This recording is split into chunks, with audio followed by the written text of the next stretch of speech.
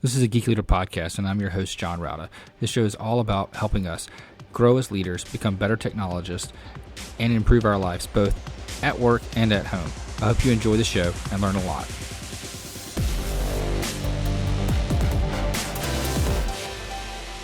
Welcome to a Geek Leader podcast. I'm your host, John Rauda. And if you could, please do me a favor and take a moment and leave a rating and review in whatever podcast player you're listening to this on, whether it's Apple Podcasts, Spotify, iHeartRadio, doesn't matter. I would greatly appreciate it. And that feedback really helps get other listeners to the show. Also, if you're not subscribed, go ahead and subscribe so you don't miss an episode. And if you feel so inclined, you can go to geekleader.com/tip and donate to the show. Thanks so much. All right, Geek Leaders, today I'm honored to have Dr. Benjamin Ritter on the show. He is the founder of Live for Yourself Consulting and the author of a book called Becoming Fearless, which includes 65 strategies to journey from self-doubt to self-mastery, which, as many of you may have known from listening to this show, that I do struggle sometimes with self-doubt, imposter syndrome, and things like that. So hopefully we can dive into a couple of things that may help me in my journey as well as we go through this. Anyway, with all that being said, welcome to the show. Thanks so much for having me. I am excited to talk about some fearlessness today. Yeah, if you don't mind, just tell the audience a little bit about your background, how you got into consulting, and what is it that you do exactly? So I work in the realms of career and leadership development. I'm basically a career coach for leaders, but not how you might think of a career coach. So it's not just getting jobs. It's also finding meaning, understanding what your ideal career might be. But then also when you're in a job, how do you actually make the most of it? How do you love your job each and every single day? How do you ensure that it's actually leading you towards greatness and what you want to achieve in your career? And at the same time, I go in and do the same thing for leaders. So in terms of consulting, leadership selection, for development, or maybe even just recruiting issues, but then also like very large talent development programs. So mentoring programs, emerging leader programs, executive coaching, kind of group programs. And I got into that because I was a unhappy professional. I think you can generally tie back the story to, your origin and from what people are doing if it has a positive impact in the world. And for me, I hated my work. I felt that my organization was supposed to give me meaning, and my leaders were unbelievably toxic to the point where people were crying around me each and every single day. And luckily, I got selected for a leadership development program, kind of some of the things I do today. Got paired up with an incredible mentor who gave me the time and the space to process my thoughts, feelings, and beliefs, and realize that my job wasn't wrong. I just wasn't making it right. And, there were like a lot of things that happened along the way, but basically I pivoted my career. I was in healthcare at the time, and which was really kind of special because up to that point, I experienced a lot of career disappointment. And most times when someone is stuck in their career, it's because they just have some beliefs based on work that they developed from negative experiences in the past. Yeah. And so luckily I kind of let those go. I worked through them, I reframed them, and I took back control of my career and paved the path to where we are today. And I think it's important to talk about kind of those areas that created that disbelief, but also can talk about, well, how do you pivot and change your career too? Because it wasn't actually just quitting. It was going to my boss first and crafting my job. Yeah, I think it's one of the things that we all have these, I don't know, I guess beliefs or what you can call them, but we have these like preconceived notions of what's going to happen if we go to our boss to craft our job, or if we do these things, we always assume the worst. Why is it that, kind of the assumption of the worst kind of comes in our heads first? Well, we generally, I mean, not like a therapist or anything, but generally we fear loss more than gain, than we want more gain. So if you have something to lose, it becomes very scary to do anything to jeopardize it. And if we think that we're potentially going to lose our job or impact our job in some way, and at the same time, if we're not where we want to be in our career, we probably feel stuck, and that creates more self-doubt because we don't feel fulfilled and don't feel aligned to what we want to create. And that just exacerbates and kind of, it's like food to the inner critic. It just gets nice and fat of all of your unhappiness. Yeah. And then at the same time, so one more piece, when I was younger, what I wanted to do for my career failed miserably. The major that I wanted was canceled. And then the first full-time job I had was canceled due to budget cuts. And then 4 of their job offers over almost a 3-year period were also canceled due to budgets. After signing on the dotted line, after doing the 5 or 6 interviews, after traveling around the United States. And so when I was in a job, it was like, kind of felt just kind of lucky. And Mhm. even though I hated it, it was like, I guess I just got to put up with this. And a lot of people are in that mindset. I just kind of have to put up with this. And I can't get my ideal job. I can't create it. I can't craft it. I can't ask for things. I shouldn't be proactive because what if I lose this? Yeah. I think that fear of loss is so heavy, especially, when the economy's kind of been down lately and you hear about layoff after layoff, and maybe it's part of the media or, social media, you can see it more, prevalent than you maybe could have before. But you hear about these things and you feel like, well, at least I have a job, and you kind of just stay where you're at and not think about like what you talked about, crafting your future and crafting what you want to do. And realizing that, I don't know, for me, it's one of those things that I always thought about, like, okay, if I'm not happy doing this, let me start doing something else while I'm doing this to find out something that I'm happy about. And then I can quit doing the thing I'm not happy about and kind of transition that way. How did you go about doing that? Yeah, but man, I can just hear the listeners going like, that sounds like so much work. It might be. And I actually just signed up a client 2 days ago his main objective was, I just don't want to put in the work. I go, okay, Mm, that's fine. That's a really good thing to know. If you're unhappy at work, you're working 60 hours a week, you're not on a path towards a career that you really want for yourself. And the objection is, well, I just don't want to put in the work to find another job. mm. That's okay. But put that into perspective, because you're working a ton, you're burning yourself out. And what is your future going to be like if you keep doing this? So do you want to put in the work now? Or do you want to put the work in later when, Right. I mean, maybe you're in a much worse situation? Yeah, absolutely. For me, yeah. So like for me, I never had a problem with putting in the work. And this is kind of the difference between, I think, some of the clients I work with, because I was very much a self-learner, very autonomous. I got that from soccer. I would wake up, I work out at 4:30 in the morning, be the first one on the beach when they were like paving the beach from all the footprints. Work out 2 more times a day. The only thing I would watch on TV would be soccer. The only thing I would eat would be like cans of tuna. I was obsessed to a negative. And so I've always been resilient. I've always like been able to say, I want to do this thing, I'm gonna go do it. And what was just so powerful was I took all that energy and I put it to learning how to become confident, how to become fearless, and then eventually how to actually achieve the career that I wanted to achieve. And it just changes the game. When you decide to commit to something, not because it's more important than you, but because you feel that it's important to you. That's a very big distinction. Not because it's more important than you, because you feel it's important to you. Then everything along your journey, from rejections to a manager saying something that you felt was negative, just becomes information for you then to work with, like putty in your hands to mold.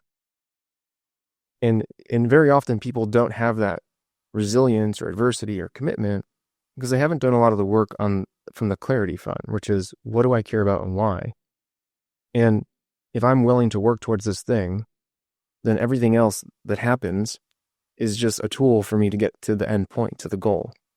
To the conversation with the manager, Mhm. even if they're going to react negatively, that's information for you to work with to get to the goal again. Yeah.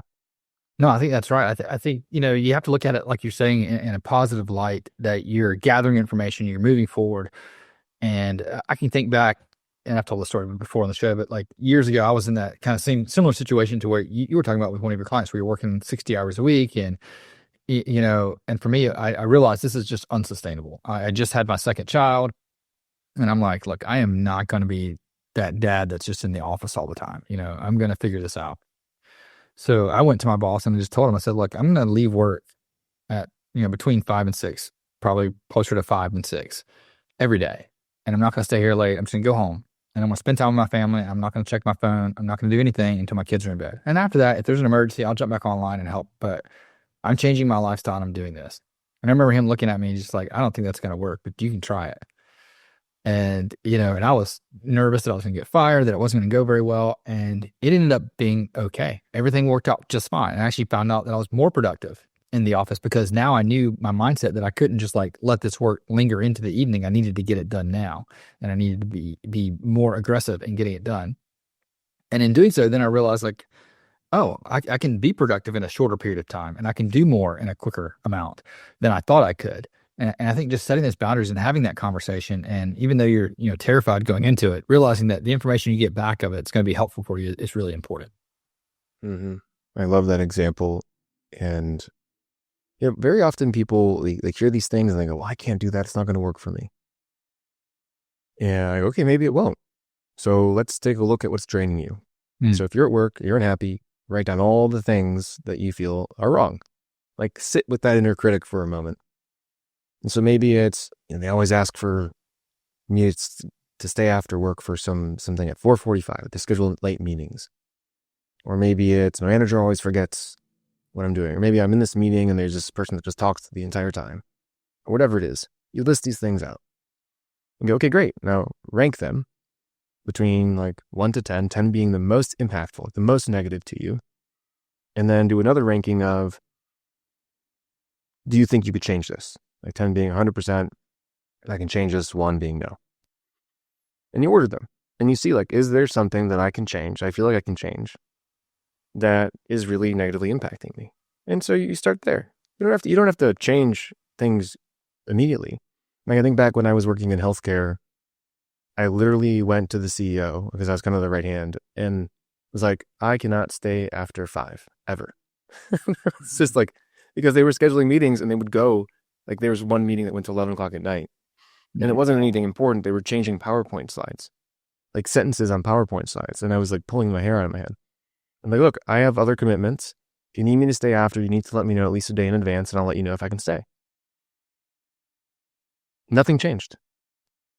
Like we have value as professionals and there's little things we can do to test those boundaries, such as when a meeting ends, saying you have another meeting and leaving instead of staying 15 minutes late and being late for your next meeting, or blocking some time on your calendar. And when someone tries to schedule a meeting, you say, I actually am guarding this time to complete this work. I can meet tomorrow though.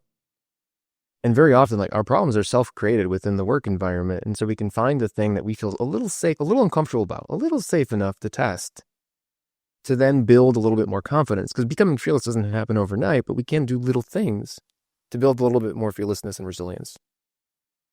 Yeah.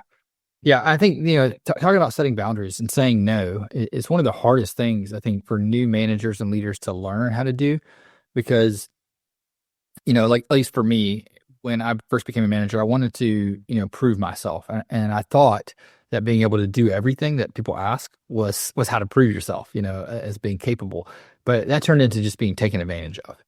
And there was a book that I read, actually it was a parenting book. It was Boundaries, for Parents. And I forgot, Dr. Henry Cloud, I think, wrote it.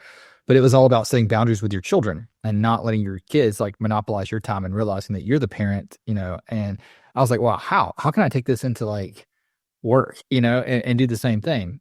And just like you said, just being able to, book time on your calendar and tell people like, no, I have another meeting. I'm not staying over and I'm not available all those times. And just setting that time up and saying no, people will respect that, I think, more than you think they will.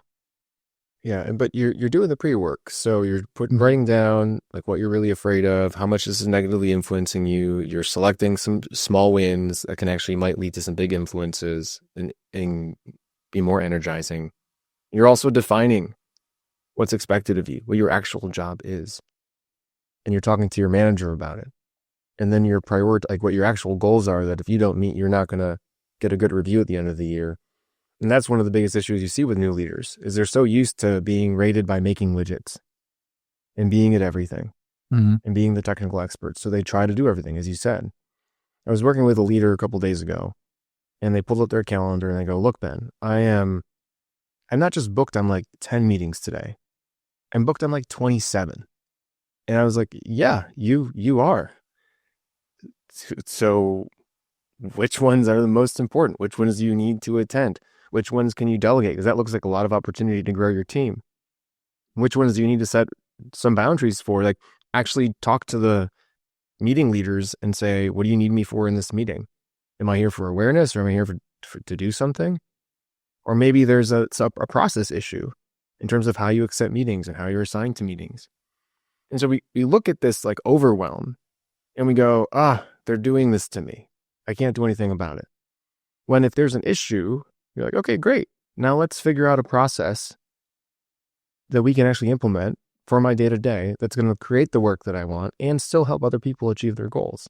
But if you stay silent and just say, okay, everything that comes to me, I have to say yes to, and you're giving away all of your power, you're not leading yourself in your career. Hmm.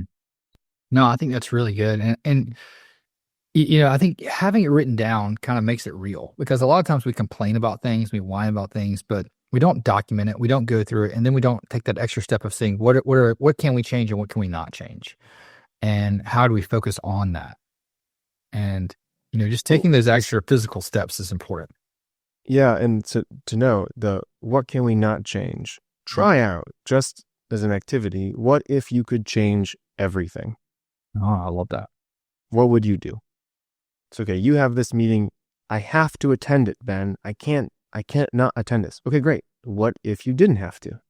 What would have to be different? Mhm. We tend to inherit how other people work or how other people worked before us. Yes. Or we tend to think we have to work the way that we've worked in the past. That's just it's not true at all. And with the integration of a lot of new technologies out there too, I mean, if you were able to even offer new solutions, like this is you highlighting your leadership prowess. Like what is one of the number one leadership skills is strategic thinking and reasoning. And so if you can do that for how you're working, for operations, for things that are draining you, actually going to be probably pretty impressive to the people around you. No, I think that's really good. And you know, whenever you do break those molds of like what's been set for you, it's so relieving too. I can go back to that same position I was talking about before with my boss. I inherited when I got promoted into that management and took the other previous manager's job. All these meetings just popped up on my calendar, that they're reoccurring meetings with different people that just were there, and I had no idea, what these meetings were for. And then after months of going to them and really not feeling like I'm getting anything out of them, and definitely not contributing because I didn't know, what I was supposed to be saying in the meetings anyway, I just started declining them and canceling them and freeing up space on my calendar. And I remember I kept record of it. I had just recently read the 4 Hour Work Week from Tim Ferriss. I was looking at what can I get rid of and try to eliminate things. And as I was going through that, I went back and looked, and I freed up. It was something like 14 or 15 hours a week that I was in meetings that had no purpose.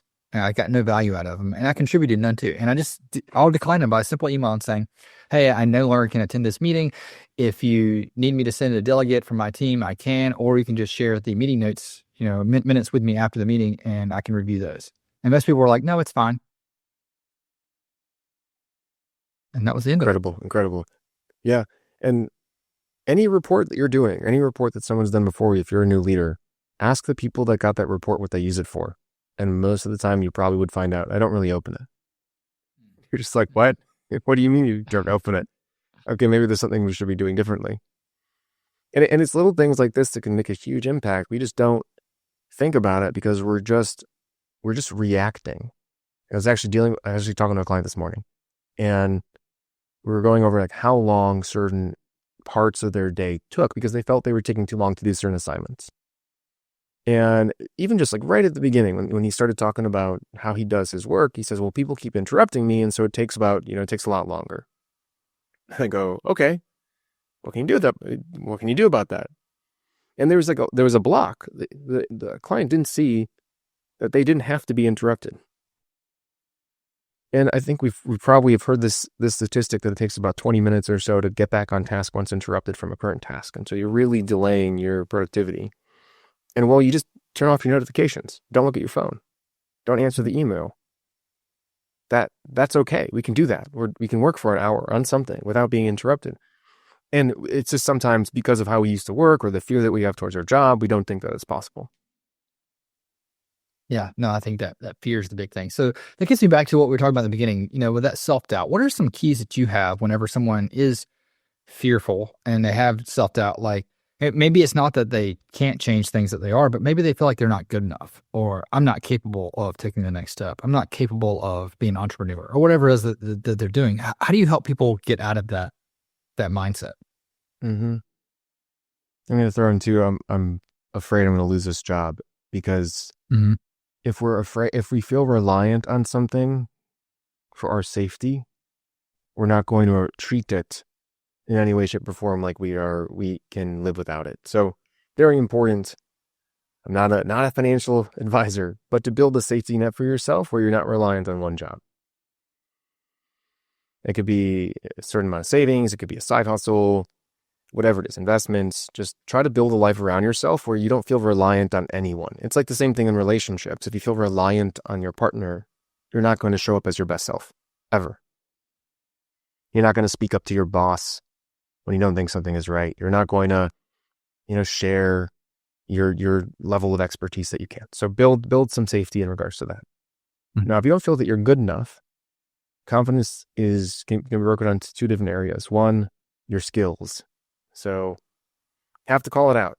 If you want to do something, you want to start the business, but you haven't spent time learning about it, well, you really need to. It's a little bit of like a hard hitter for some people. I was working with another client who's starting a side hustle. He's in the e-com world. I go, great. What do you know about e-com? What have you studied? What podcasts have you listened to? What books have you read? He goes, oh, it's like, yeah, that's something you should do. It's okay. You can learn anything in like 2, 3, 4 weeks if you actually invest time into it.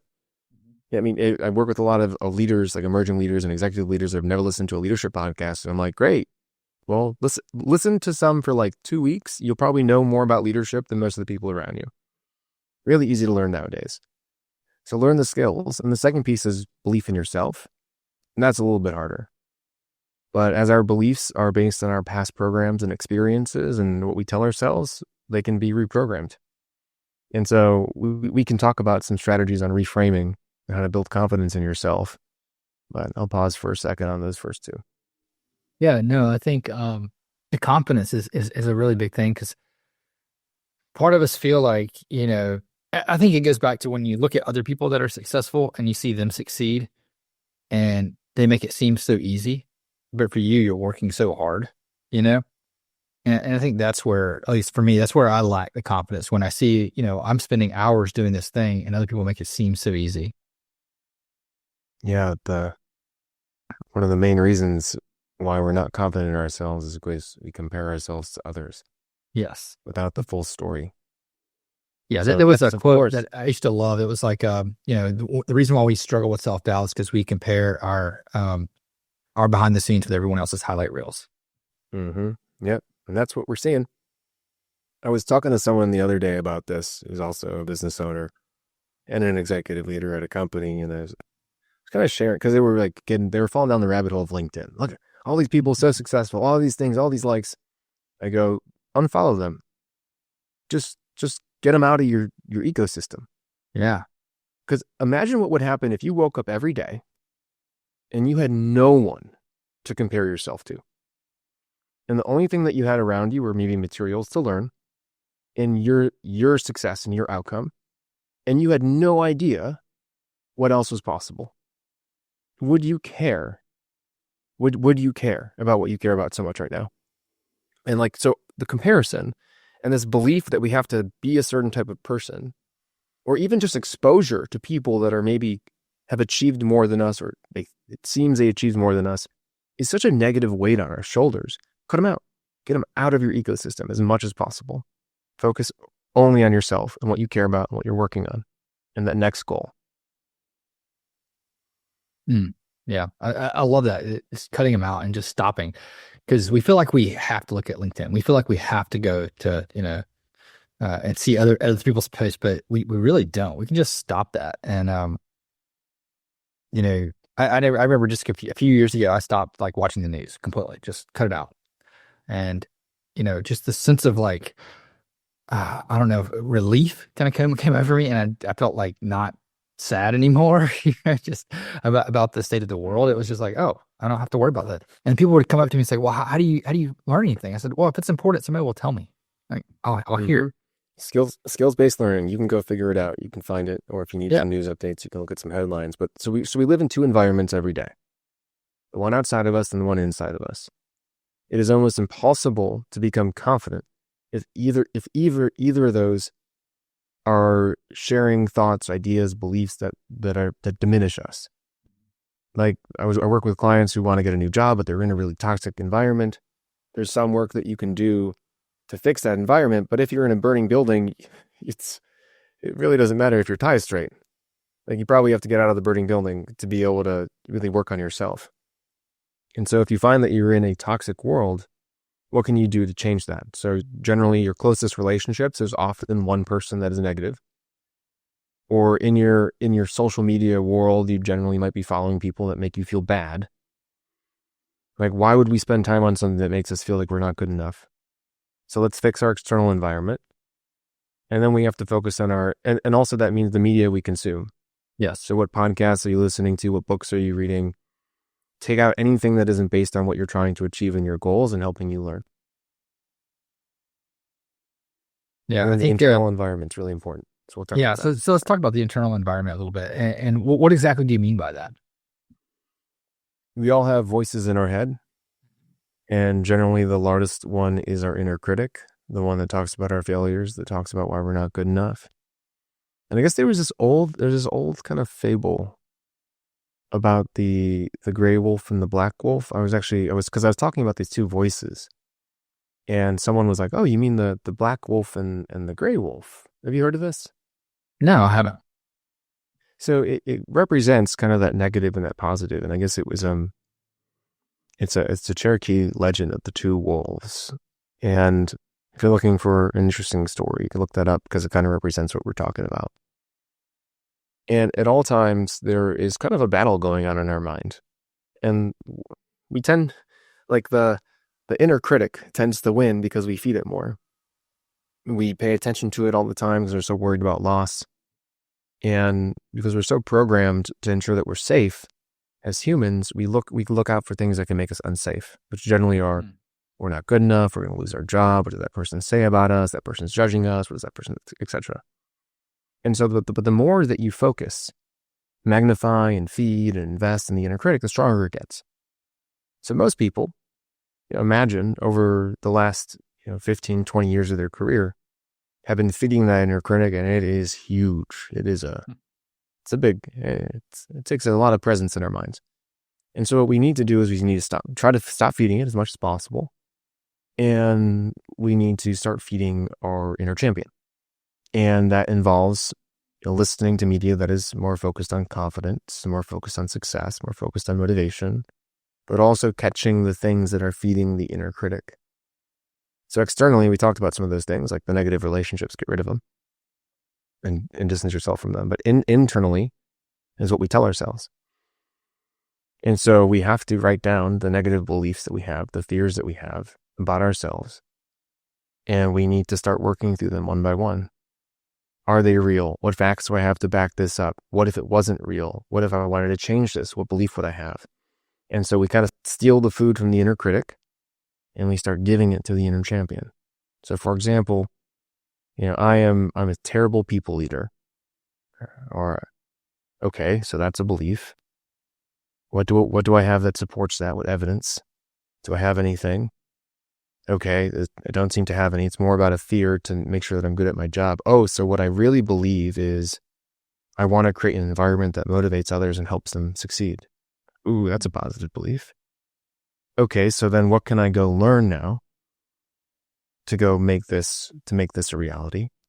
And how can I get feedback from my current team about how to support them more? And so you do that for every single belief. And the ones that are easiest to change, you start with first. And the ones that are more embedded, you try to get some little wins, just like with the other areas that we talked about. And if you surround your external environment with the internal environment that you want to create, slowly but surely you'll start to build confidence. And it's not to say that you're not going to have really bad, or you're going to doubt yourself, because you're going to wake up and be like, I am terrible in every way, shape, or form. But when you start recognizing that you actually get to choose your beliefs and choose how you reinforce them, it builds a little bit more awareness so you can kind of push back on them.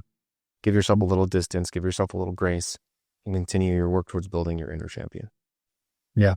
Yeah, absolutely. I love that. When you, like you said, feeding the inner champion and taking food away from the inner critic, because we all have those voices in our head.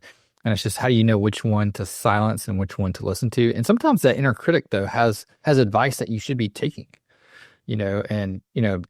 yeah, I'm not good at this, so let me get better at it. And how do you do that? How do you realize what to listen to and what not to listen to? So everything is just information. And based on that information, you can choose to accept it or not, to reinforce it or not, to build from it or not. And for example, I'll do yoga and I'll be looking in the mirror and go, "You're fat." And I'll catch myself. I'll hear that. I go, "You're fat." And I'll go, "No, I love my body. My body lets me move. It feels good. It feels healthy. It feels strong." And so I caught that. I didn't listen to that. That's not true. That doesn't help me. It doesn't make me feel good. And so you constantly reinforce this positive belief about yourself every time you're triggered to have a negative one. And let's say you're in an office and or let's say you're about to present and you're nervous. Mm-hmm. Okay. So that's good information. You're nervous, or you're getting ready to present like a week before. That's good information. So what can I do to not be nervous? Oh, I should prepare. I should practice. I should go do some research on the audience. So you can notice from the voice in your head and interpret it in a positive way to help you grow. But if the voice itself is going to diminish you or be negative about you without any sort of proactive next step, then it's something you shouldn't listen to. Mm-hmm. But if it's something that's like a little bit like a red light, a warning sign that isn't negative about you but information, then we want to listen to it. Yeah, and I think that's really good. What other pieces of advice do you have for people that are, wanting to squash that self-doubt and become fearless? Well, give yourself a little bit of grace. Mm. If you have a lot of self-doubt, I mean, it's there for a reason. It's there because it's helped you. Like, I work with some executives at some pretty toxic cultures. 10% of the employees every performance cycle are cut, no matter how good you are, the lowest 10% of every department. Well, that's their fear, to think that you have to overperform, think that you have to attend every meeting, to think that you have to respond immediately. That's a performance-based, culture that is, I would say, partially toxic, but it lends itself to its success. And so if you're having this self-doubt about, am I going to keep my job? Like, understand, like, that's there for a reason. It's there because you actually could lose your job, and that's fair. But how do you want to then react to it? Mm-hmm. Like, what is one thing that you're willing to sacrifice to have the position that you have? What's one thing that you're not willing to sacrifice? And by making a conscious choice instead of feeling like you're forced, that can really help with your inner critic initially. And then by taking action to improve something, that also can help you initially. But just pick one thing. That's it. And we just try to do too much. Try to do way too much. And then we have a mindset that says, well, I'm forced to do this thing. I'm a victim of this environment. And that's just not fair to your organization or fair to you, because you are the one choosing to do it. You're the one choosing to react in the way that you are. And your body is responding to those choices. Mm-hmm. So just to kind of put that in a nice little package with a bow, if you doubt yourself, understand that it's there because doubting yourself has led you to where you are today. You are successful, or you are where you're at, you're comfortable, whatever it is, because your body was trying to protect you. And so give that old you a pat on the back, whatever it needs to say thank you. But then, and this is just like with the inner critic and inner champion, talk to yourself. Say, what if I want to change this? Would you be willing to change? Would you be willing to try something new for me? And what's one thing that I'm going to try tomorrow and see if something bad happens? I mean, I'm not going to respond to that email.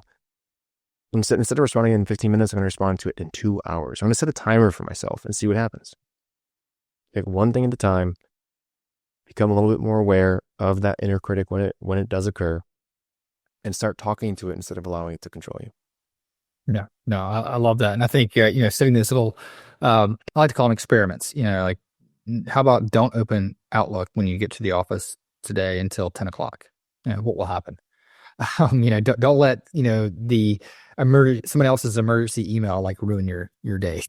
And start out on your foot and see what happens for a week. And if it's a train wreck, then okay, you learned, go back.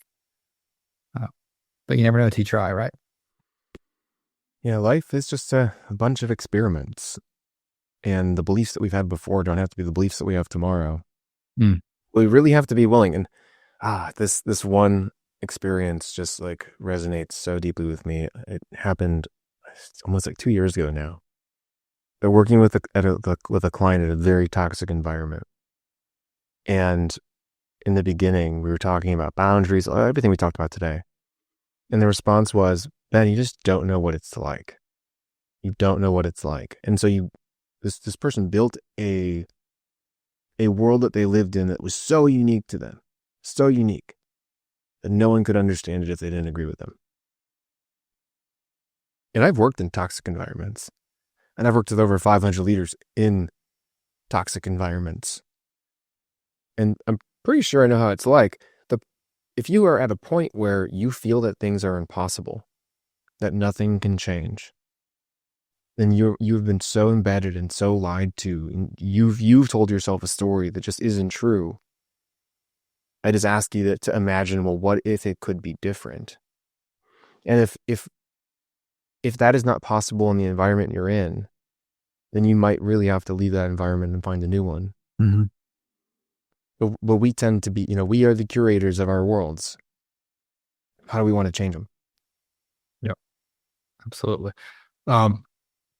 This has been a great conversation. I really appreciate you sharing this with us, and hopefully, helping encourage some people to get rid of self-doubt. But if people are interested in connecting with you online, learning more about what you do, and picking up a copy of your book, Becoming Fearless, where can they do that?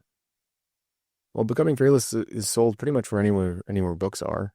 And maybe not all the brick and mortars, but Audible, ebook locations like Google and Amazon, and then paperback. Highly recommend the paperback if you enjoy reading real books, but other versions are strong as well. And then you can go to liveforyourselfconsulting.com to find out more about our services. I'm pretty active on LinkedIn. So Dr. Benjamin Ritter, find me there. Awesome. I'll link those two in the show notes at geekleader.com so people can go through and click on those to find you. And again, I really appreciate having you on. I think it's been a wonderful conversation. Yeah. And one last tidbit for everyone. If you still are struggling with self-doubt, go find the person doing what you wish you could be doing. Reach out to them and just ask to have a conversation. Nothing is stronger than seeing what you can be in the people that create an environment that is safe for you. It doesn't have to be a coach. It can just be a mentor. It can even just be a connection. So thanks again. That's great advice. Really appreciate that. Hope you enjoyed the show. Please go to geekleader.com to learn more about what this guest is up to. Click on their links and connect with them online. I would also greatly appreciate it if you could leave me a rating and review in Apple Podcasts or wherever you listen to the show. Make sure you've subscribed if you haven't already. And if you feel so inclined, you can leave me a tip by going to geekleader.com/tip.